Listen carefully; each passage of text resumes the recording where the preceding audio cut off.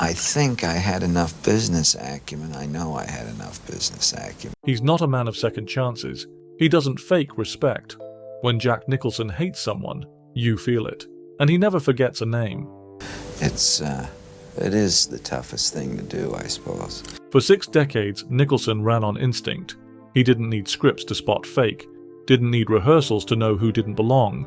He trusted silence more than charm, and loyalty more than fame. And when someone crossed that line, they were done. Quietly, permanently. He never slammed doors. He never yelled across lots. He'd just take a drag, stare straight through you, and blacklist your soul. This wasn't about ego. It was something deeper, something colder. A radar that kept him protected. Because in his world, not everyone deserved the same room. Actors begged for his approval. Some got it. But 5 of them? 5 of them lit a fire behind those sunglasses and never made it back. They interrupted his rhythm, broke the rules, disrespected the craft. And when Jack saw it, he didn't just walk away. He shut the DMN door and bolted it from the inside. Jaws, Chinatown, The Departed, One Flew Over the Cuckoo's Nest. You don't survive that long by playing nice. You survive by knowing who not to trust. Because when Jack hated someone, the whole industry knew it. You have to cry in one of them. And I said, Bob, that's just not the way we do it. He worked with legends, but only a few earned his loyalty. And 5? They earned the opposite. These are the 5 actors Jack Nicholson hated the most. Number 1, Ryan O'Neal. Some actors were always on the outside. Nicholson just made sure they stayed there. In the early 1970s, Ryan O'Neal was everywhere. Love Story had made him a household name. He had the face, the charm, the press, but not the respect. At least not from Jack Nicholson. The two moved through the same Hollywood. Premieres, backlot lunches, award nights. But while one was clawing his way through gritty dramas and dangerous roles, the other was coasting on glossy scripts and safe performances.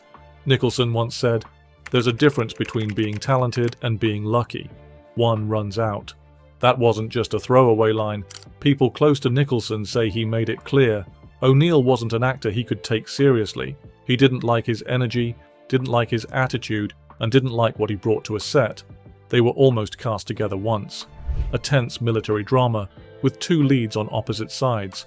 Jack passed without comment. The script got shelved. One producer remembered Nicholson reading the cast list and saying, "I don't share the frame with passengers." When Stanley Kubrick announced Barry Lyndon, Nicholson had just finished The Last Detail. There was buzz that he'd be Kubrick's next lead. Instead, Kubrick cast O'Neal. Jack never said a word, but friends said it stung. On a different set that year, Jack showed up late one morning, lit a cigarette, and said to no one in particular, "They gave the crown to the jester." It wasn't the role that bothered him, it was the principle. Nicholson believed the work mattered, that the actor had to earn it. With O'Neal, he didn't see the weight, just a studio face playing dress-up. Decades later, when O'Neal's career spiraled and headlines turned sour, Nicholson was asked in an interview about actors who fell from grace. He smiled, just smiled, and then said, "Some actors leave a mark, some leave a stain. They never worked together, not once, no cameos, no cross paths on set, just silence." Nicholson didn't blacklist people out of ego. He did it out of instinct. The same instinct that told him who could elevate a film and who might bring it down. O'Neal had the press, Nicholson had the power. And once Jack decided someone didn't belong, it wasn't personal. It was permanent. Number 2, Shelley Duval. Some clashes happen in private, others play out in the middle of a masterpiece. On the surface, The Shining was a dream. Stanley Kubrick behind the camera, Jack Nicholson at the peak of his power, Shelley Duval cast as the fragile, unraveling wife. But behind the scenes, the energy wasn't just tense, it was volatile. Nicholson had respect for directors. He trusted Kubrick, but he also trusted rhythm, and from day one, he felt Duval threw that off. He once said, "Acting is jazz, you feel when someone's playing out of key." Kubrick's methods were punishing, dozens of takes, hours of repetition. Emotional exhaustion pushed Duval to the edge, but instead of sympathy, Nicholson pulled away. Some say he isolated himself, others say he was told to, but the distance was real and deliberate. One assistant director remembered Nicholson walking off set after a scene and saying, "I don't know if this is a performance or a breakdown." He wasn't cruel, He was calculating. Jack didn't explode on set. He didn't make scenes. But when he lost trust in a co-star, it showed. During a lunch break halfway through filming, someone asked him if the movie was draining him. He shrugged and said, "The work isn't hard, the waiting is." To this day, some fans see the tension in the film as part of its brilliance. But for Nicholson, the dynamic never sat right. In later years, when asked about Shelley Duval's performance, he never criticized, but he never praised either. In a rare 1990s interview, the topic came up again. Nicholson leaned back, folded his arms and said, "She wasn't easy to read. That can be good in a movie, not always on a set. They never worked together again, not in features, not in indies, not even as cameos." Nicholson didn't follow up, didn't reach out. He'd worked with volatile actors before, Faye Dunaway, Dennis Hopper. But with Duval, it wasn't volatility. It was instability, and that made him uneasy. Kubrick was known for emotional warfare on set, but Nicholson didn't need that chaos. He thrived in darkness, not dysfunction. Later in life, when asked what kind of co-stars he preferred, he answered without hesitation, "I like people who come to work and leave their ghosts at the door." Duval didn't, and Nicholson never invited that energy again. Their names are forever linked by one of the most iconic horror films in history. But once the cameras stopped rolling, Jack walked away. Not with anger, with finality. Number 3. Tom Cruise. Not every clash ends in shouting. Some just start with a smile that never quite reaches the eyes. In 1992, Jack Nicholson and Tom Cruise shared the screen in A Few Good Men. It was a cultural moment. Two generations, two powerhouses, facing off in one of the most quoted courtroom scenes in film history. But once the cameras stopped, their connection ended with the credits.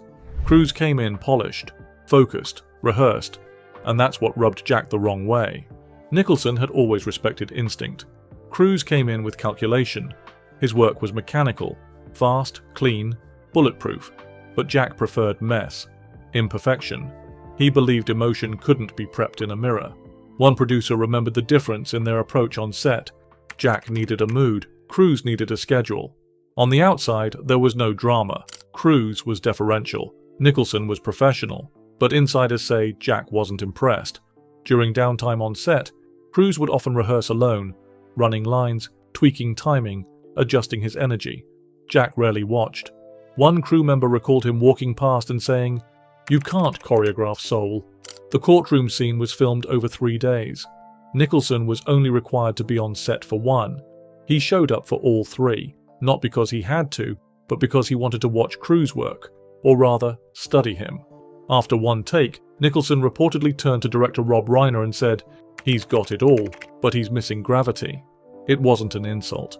It was an observation. Cruise brought speed. Jack preferred weight. When award season rolled around, Cruise was campaigning. Interviews, panels, photo ops. Nicholson skipped most of it. When asked if he thought the film deserved more attention, Jack replied with a shrug. They were never paired again. Not in comedies, not in dramas. Cruise expressed interest in working with Jack years later, even reportedly sending him a script. Jack never responded. Their working styles weren't compatible. Nicholson moved with instinct and silence. Cruise operated with intention and sound, and Jack didn't like the noise. In a later interview, when talking about what he looked for in a scene partner, Nicholson said, "I want someone I don't have to meet halfway. Just meet me in the moment." He never named Cruise. He didn't have to. The tension wasn't personal, it was philosophical. Nicholson didn't dislike Cruise the man, he just didn't trust Cruise the actor. Not in the way he trusted DeVito, or Brando, or Keaton. The people who didn't perform, they just were. Cruise kept climbing.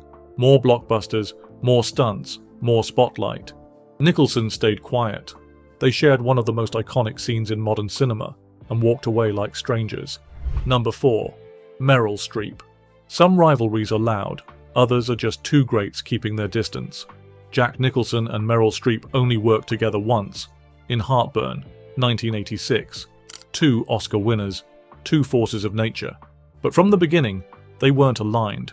The film was personal, based on Nora Ephron's marriage to Carl Bernstein, directed by Mike Nichols. It should have been electric, but on set, the chemistry was clinical.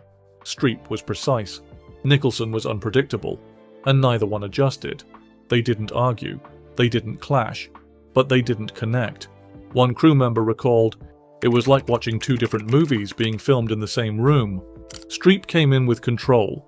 Every line, every glance, shaped and rehearsed. Nicholson came in with chaos, a live wire, feeding off energy in the moment. They didn't understand each other's methods, and they didn't try to. Midway through filming, the tension was noticeable. Not explosive, just cold. Streep would stay behind after scenes, reviewing playback, fine-tuning details. Jack would finish a take, grab a cigarette, and disappear. One assistant director remembered Nicholson muttering under his breath, "I don't rehearse emotion, I arrive at it." That wasn't shade, it was philosophy. Years later, when asked about heartburn, Streep said the shoot had been difficult. She didn't elaborate, and she didn't need to. Nicholson never badmouthed her publicly, but he also never praised her. Not once. When her name came up in a roundtable discussion on modern acting, he stayed quiet, then moved on. At one point in the shoot, Nichols reportedly asked Jack to tone down a scene. He was going too big. Jack disagreed. He looked over at Streep and said, "If I'm loud and she's quiet, we meet in the middle." It didn't go over well. They wrapped the film without drama, but also without warmth. No behind-the-scenes laughter, no future collaborations, no interest from either side in trying again. Nicholson liked scene partners who gave him space to breathe, actors who moved with impulse. Streep was too precise, too internal. She was like a scalpel. Jack was a hammer. In interviews he's spoken about Brando, about Fonda, about Keaton, but never about Streep. She's absent from the stories, from the praise, from the memories, and that silence says more than a review ever could. Streep, for her part, has always kept things diplomatic, but she's never asked for a second round with Jack. In a later interview, when Jack was asked if he'd ever work with her again, he smiled and said, "Once was enough. That was it. No drama, no insults. Just a quiet agreement. Two greats, one film, and very different worlds." Number 5. Leonardo DiCaprio. Sometimes it's not about hate, it's about unease. When Jack Nicholson agreed to join The Departed in 2006, it was framed as a generational passing of the torch. Nicholson, the legend, face to face with DiCaprio, the rising icon. But what looked perfect on paper never felt smooth behind the scenes. Jack didn't hate Leo, but he didn't like him either. He admired talent. He admired commitment. What he didn't admire was self-awareness. And to Nicholson, DiCaprio had too much of it. On set, Leo was intense, focused, quiet. He stayed in character, avoided small talk, didn't joke between takes. It worked for the role, but it didn't work for Jack. One producer remembered Jack watching Leo between takes and saying, "He's so afraid of being caught acting, he forgot how to act. Their scenes together are electric, but off camera, they kept their distance." Nicholson brought unpredictability. Leo brought pressure. They didn't trust each other's rhythm. Jack reportedly improvised several dark off-script moments to test him, including one scene where he pulled out a real gun without warning. DiCaprio kept going, but insiders say he was shaken. A crew member said, "Jack was trying to loosen him up. Leo thought he was trying to break him." It wasn't malice, but it wasn't friendly either. In an interview years later, Nicholson was asked about working with younger actors. He paused, then said, "I like people who leave room for accidents, not rehearsals." He didn't mention Leo by name, but the implication landed. Scorsese had to mediate at times. He let Jack go off script, hoping Leo would adapt, and he did, technically. But there was a stiffness Jack couldn't ignore. One day after filming, Jack walked past a monitor, watched playback, and muttered something about the scene not having a pulse, then walked away. After the film, Leo praised Jack in interviews, calling him brilliant, intimidating, unforgettable. Jack didn't return the sentiment. In later interviews, when asked about working with DiCaprio, he shifted the conversation or gave a generic answer. There was no real fallout, no scandal, just two actors who didn't click. Nicholson didn't believe in image control. Leo lived by it. The suits, the silence, the interviews crafted for headlines. It all rubbed Jack the wrong way. In an old conversation with a journalist, Jack once said, "When someone's too careful, you don't know what they're hiding, only that they are." They never worked together again. DiCaprio kept climbing. More roles, more awards, more acclaim. But Nicholson never circled back. By that point in his life, Jack didn't have time for friction. If something didn't feel right, he let it go. And Leo, he wasn't hated, but he wasn't welcomed either. Jack Nicholson didn't raise his voice. He didn't argue. He just leaned back, lit a cigarette, and made sure you never got a second shot. Some actors blew their chance with bad performances, but these 5, they had the chops. What they didn't have was feel, timing, that unscripted awareness Jack looked for in a scene partner. And once you lost that sliver of trust, you weren't just cut from the cast, you were cut from his memory. So who do you think almost ended up on Jack's silent blacklist? Or maybe should have? Drop your guess in the comments. And if you want early access to the next round of Hollywood Ghosts, like, subscribe, and join the channel for member-only deep dives. Because in Jack Nicholson's world, respect didn't get you in the room, it kept you there.